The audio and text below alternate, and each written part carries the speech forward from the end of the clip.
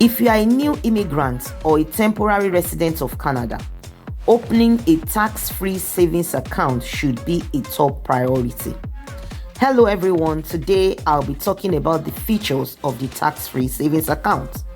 The tax-free savings account TFSA was introduced in 2009 for residents in Canada who are at least 18 years old with valid SIN for the purpose of saving money tax-free throughout one's life. However, in a province where the age of adulthood is 19, the contribution room at 18 is carried forward to the following year. For a TFSA to be tax-free, it must be registered with CRA. The contribution room, which is the maximum amount you can contribute in each year, is set by CRA, and unused contribution room for any year is carried forward provided an individual is a resident in Canada. The contribution room for 2024 was 7,000 Canadian dollars. Your contribution room for any year can be found on your CRA account at the bottom of the page, which is the contribution room for the year plus any unused ones carried forward from previous years minus withdrawals made in the previous year. An individual can have more than one TFSA account, but the total contribution into all the TFSA accounts must not exceed the contribution room. Also, unlike the RRSP, you do not have to earn to contribute to the TFSA. As the account holder, all the contributions made in the year count against the contribution room, and you can make contributions, withdrawals, and also decide how your funds are invested. While contributions into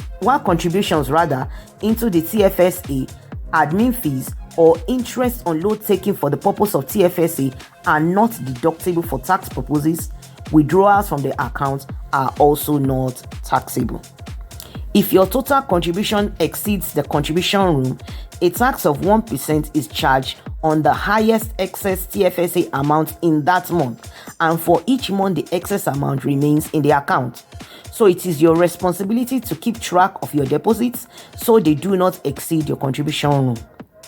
It is also important to mention that withdrawals from TFSA can only be replaced in the same year if there is contribution room. Otherwise, there will be over contribution and the applicable tax rate will apply. Contrary to what some people think, the TFSA is not just a savings account, but a vehicle for investment, and TFSA funds can be invested in cash, GICs, stocks, bonds, mutual or index funds, or even the shares of small business organizations. TFSAs can be deposits, annuity contracts, or arrangements in trusts. Also, banks, credit unions, and insurance companies can legally issue TFSAs. Income earned on TFSA does not affect your child care benefit, your GST or HST credits, your Canadian worker benefits eligibility, or other federal credits.